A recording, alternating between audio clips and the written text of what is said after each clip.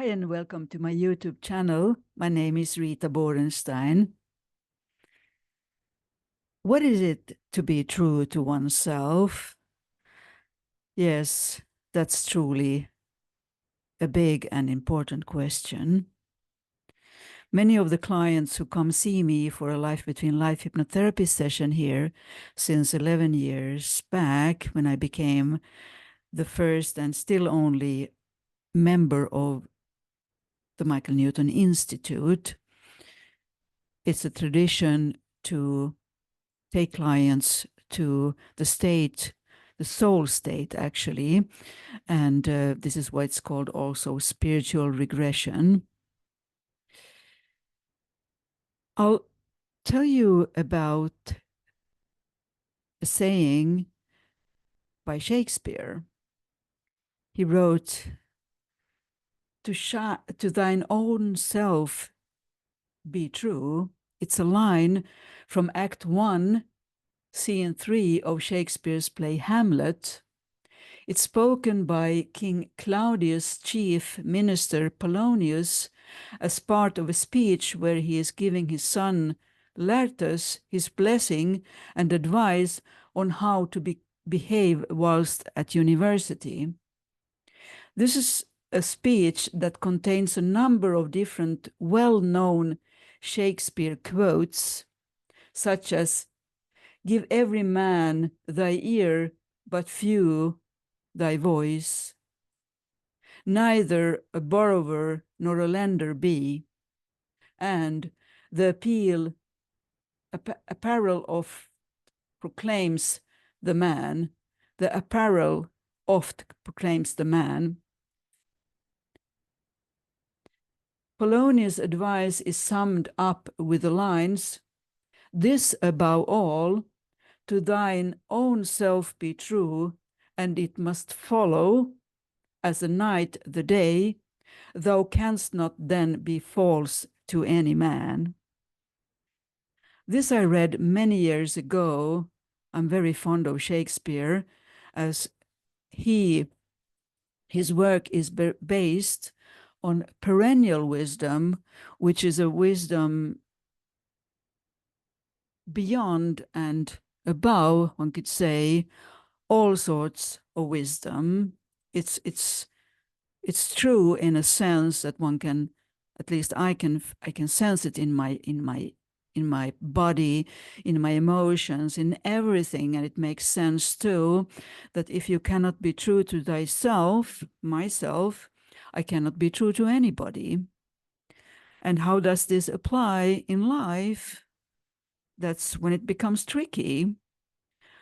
Whose truth will I follow, my own or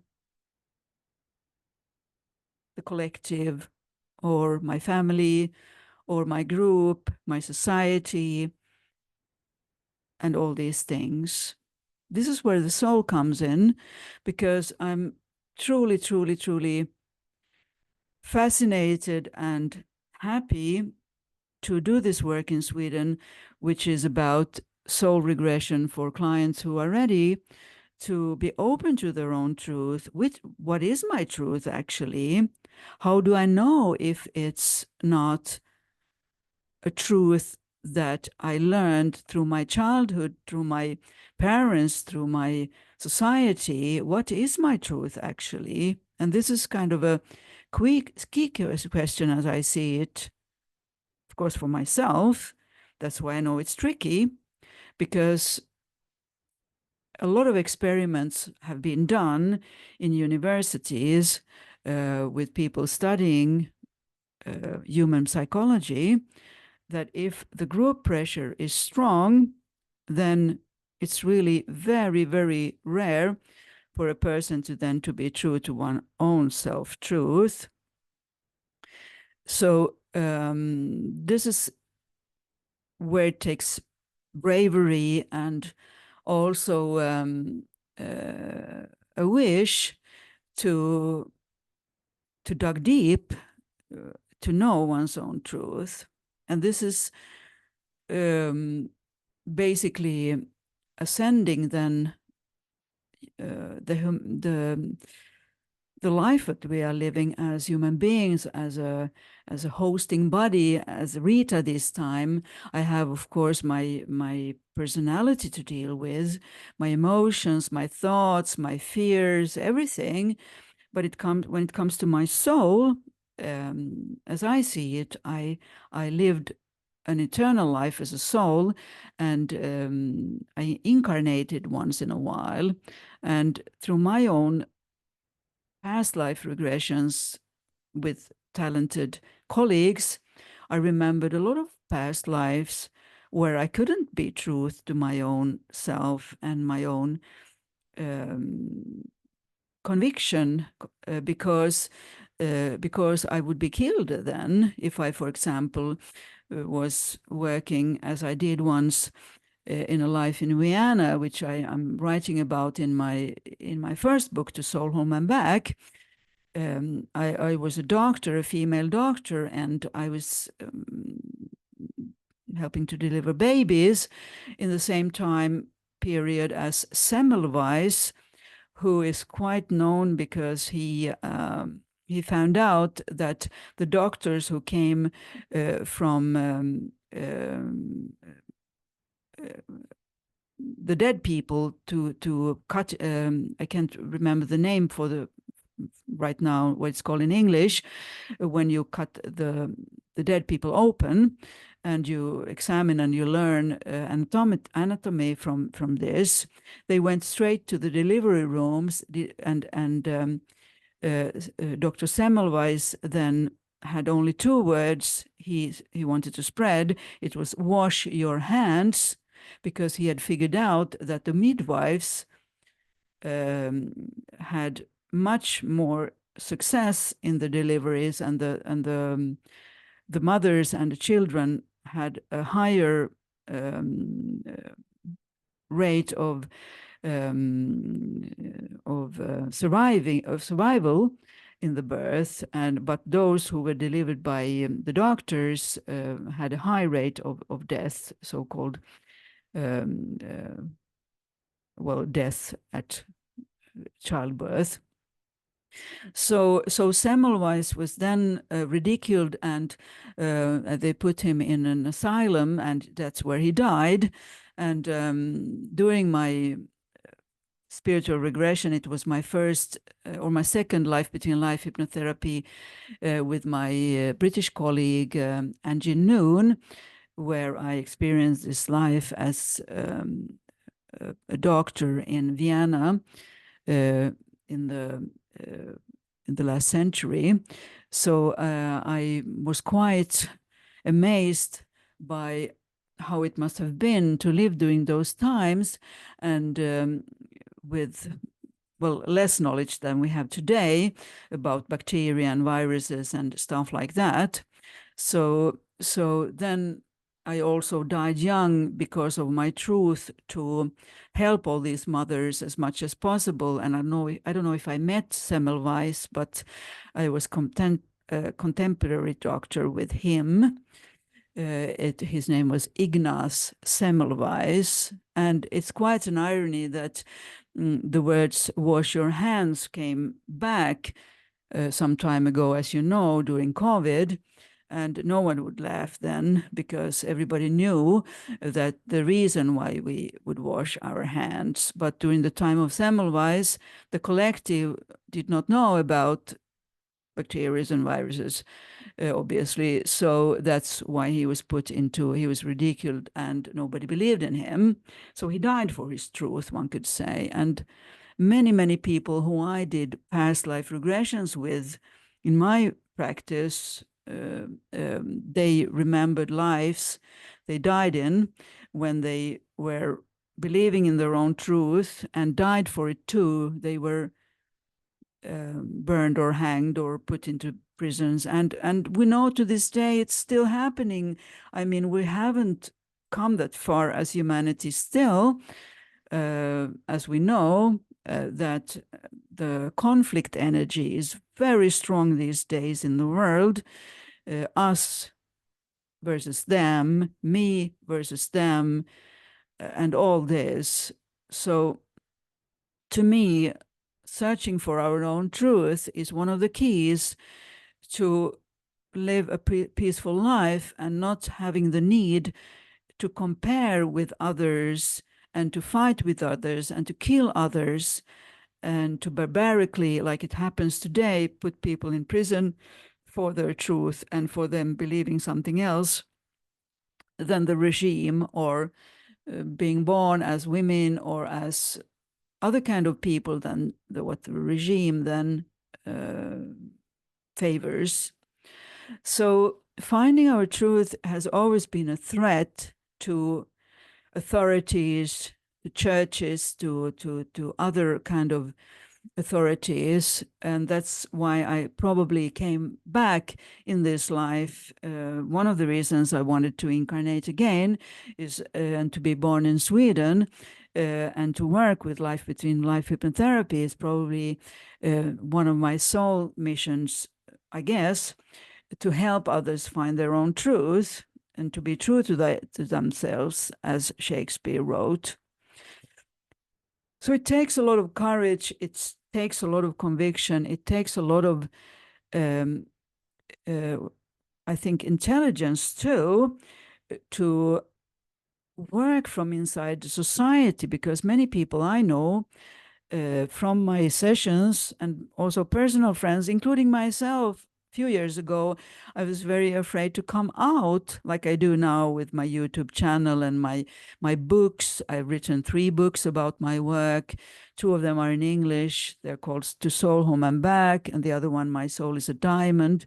It's all about the truth and coming out with one's truth, coming out as oneself, as a soul, and radiating this truth. This truth is sometimes also considered as light, as personal light, and to radiate this light.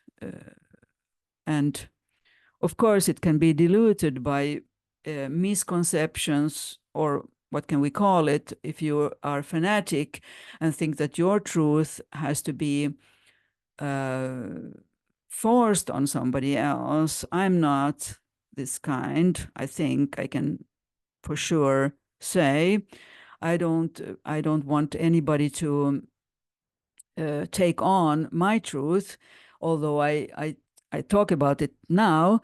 But when I do the sessions and I talk with friends, I believe that their truth is their truth, and I need to admire and respect it. The problem arises then if they are aggressive and if they want to kill me for my belief.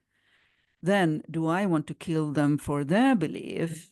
I don't know. I cannot even kill a fly, but if it would come to someone wanting to kill my or threaten my children or my family, I cannot assure anybody I wouldn't kill first then. This is a difficult question, really existential question. Would you protect yourself, or would you turn the other cheek, as Jesus said, and let them kill you and your whole family? Well, everybody must decide for themselves, of course.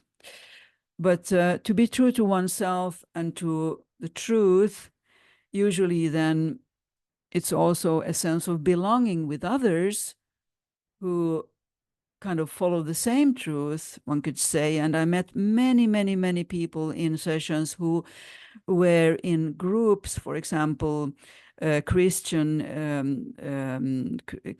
groups and other kind of groups, where they couldn't stand it anymore to be in that group because it was too many rules for them to put up with.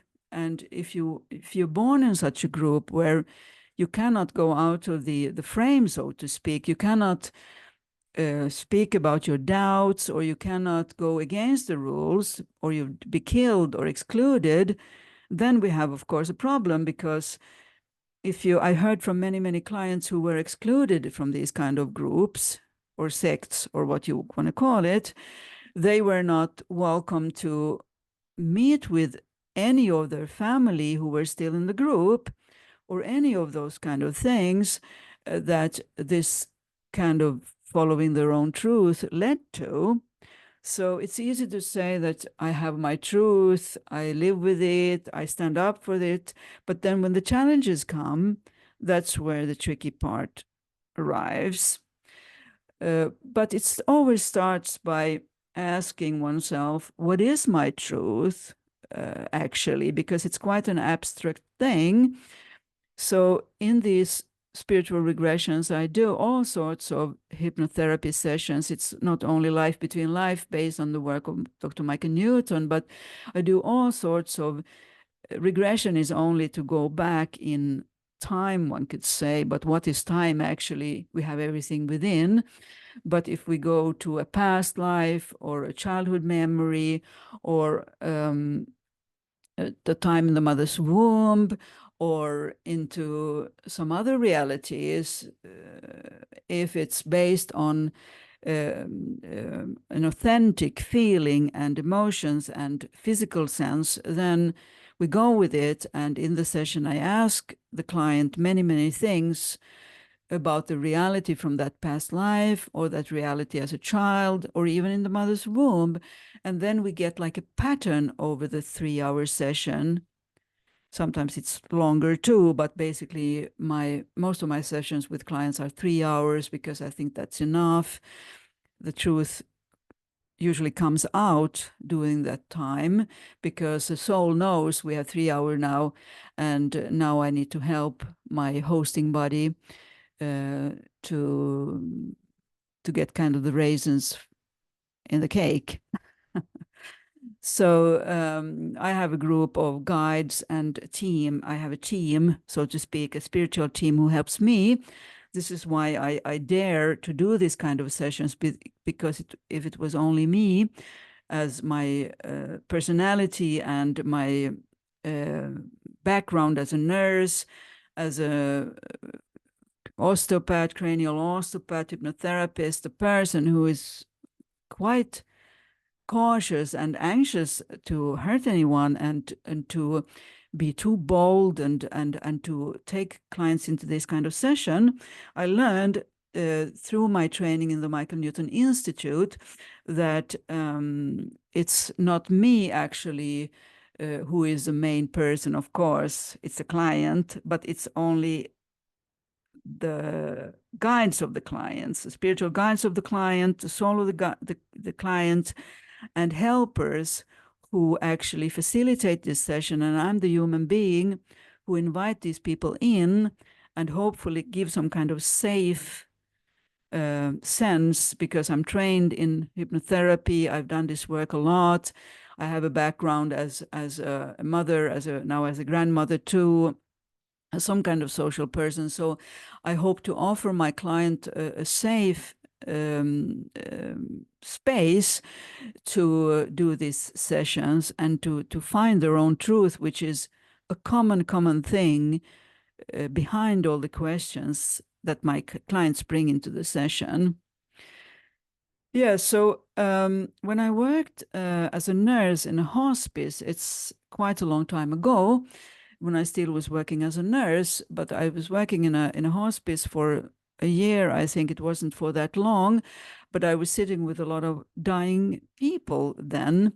And it was long before I trained with hypnotherapy and had the training in the Michael Newton Institute, but I had an interest about dying and death because I had read a lot about death and near-death experience and bedside death experience with people in their death process, felt the presence of dear ones and going into the light and all sorts of things. So I wanted to work in such a place where people came for dying. They didn't come for dying, but they were put there for dying, because none of them had more time than maybe a few weeks in their prognosis, and they died there.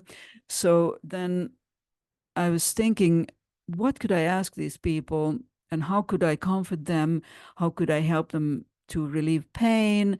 And this was my main job. It was quite advanced for me as a nurse to learn about all these pain relief and and to deal with all these people who were there, their family, and they could.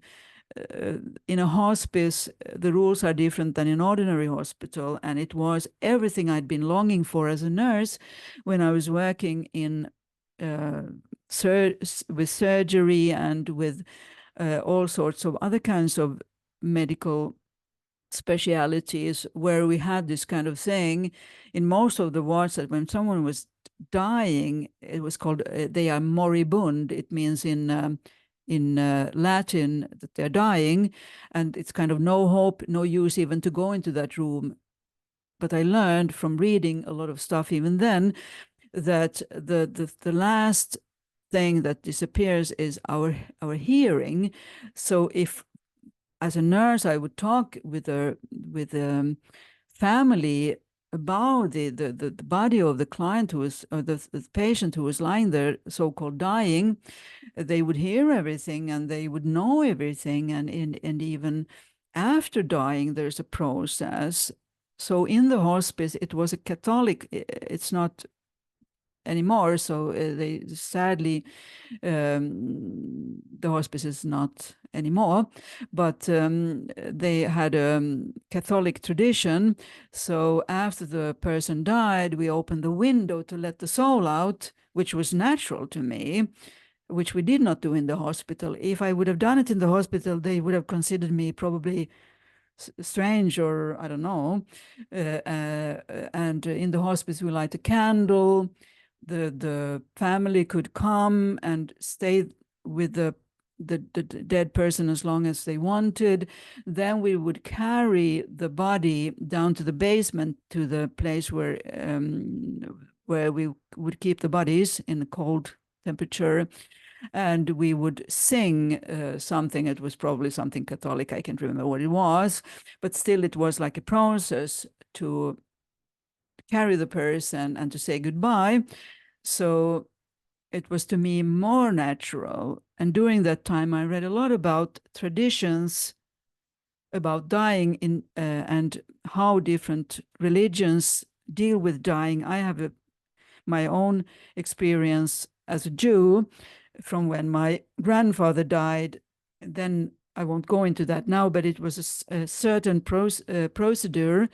And I can only say that for Jews, if someone dies, we bury that person very, very fast because of the old tradition from living in hot climate, where you have to bury a person very, very fast. But then you stay with the family for 7 mourning days to mourn and to read prayers and to talk about the person who just passed, to let it sink in, and to cook for those people who were close, for example, partner or mother, father, children. So it's quite a friendly way not to leave that mourning person alone after the death. And I know Christians and Muslims and Hindus, everybody have their own traditions, which are based on the soul most of the time, and also humanitarian respect for life and death. So these days, when we see so much, there's always been wars going on, but through internet, we see all these horrible, horrible pictures and films.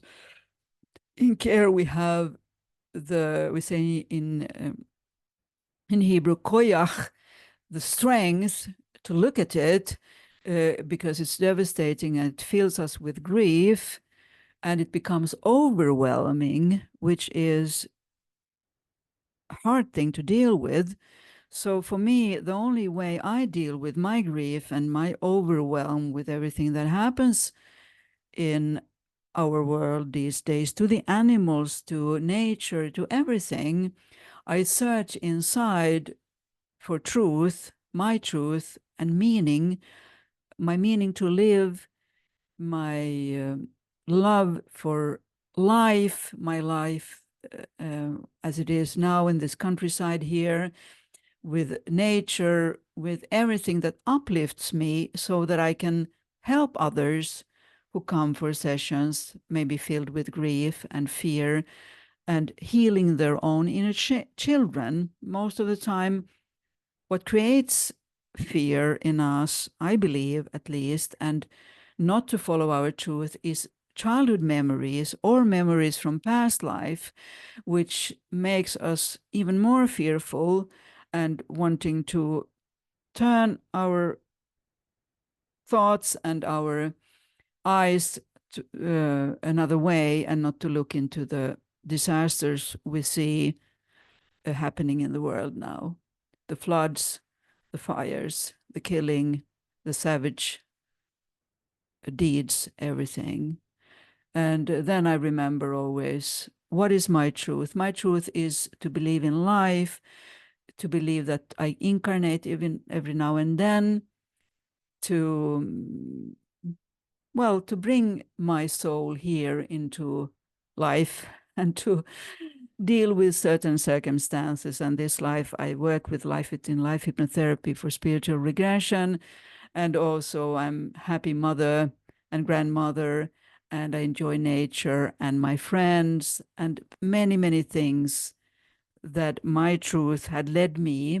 I meet people who are like-minded then and soul-minded the way I am, and that's a great comfort. So looking for the truth and living one's truth, I believe, is one of the keys for happiness, and not maybe eternal happiness, but happiness once in a while, and to honor life in all its form, and honor one's truth. And as Shakespeare says, I will repeat it again.